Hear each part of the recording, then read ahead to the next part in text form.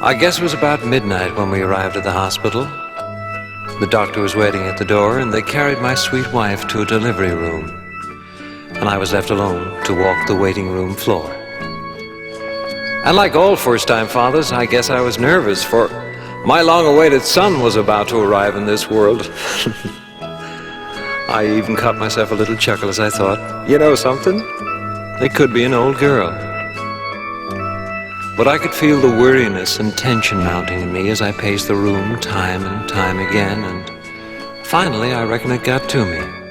And I sat down and placed my head in my hands, and then I looked up as the hall door swung open and the doctor entered with his head bowed low. And then he told me of the complications and the decisions only I could make, and urged me not to be too slow. Oh, for a long, timeless moment I stood there, staring at him in shock and disbelief. I mean, how could I tell him to save my wife or save my child when they both mean the whole world and everything to me? I excused myself and walked off down the little hall, and my footsteps carried me to the chapel door.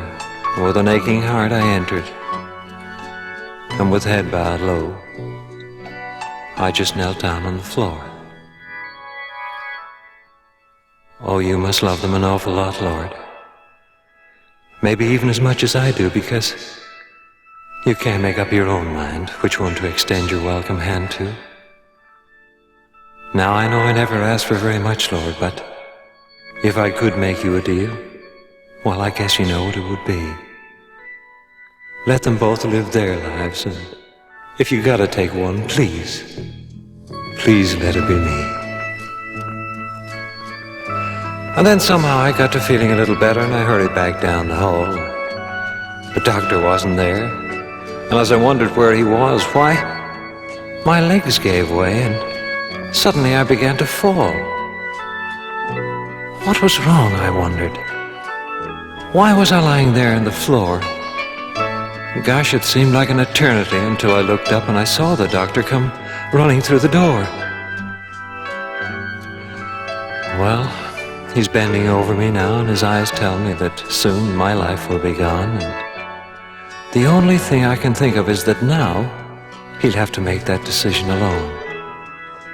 But then he turns to his nurse and he says, it's too bad he won't know of the miracle that's happened, and that somehow they're both going to be all right. And I try to force a last little smile as I think, it's too bad he don't know of the deal I made with my God tonight.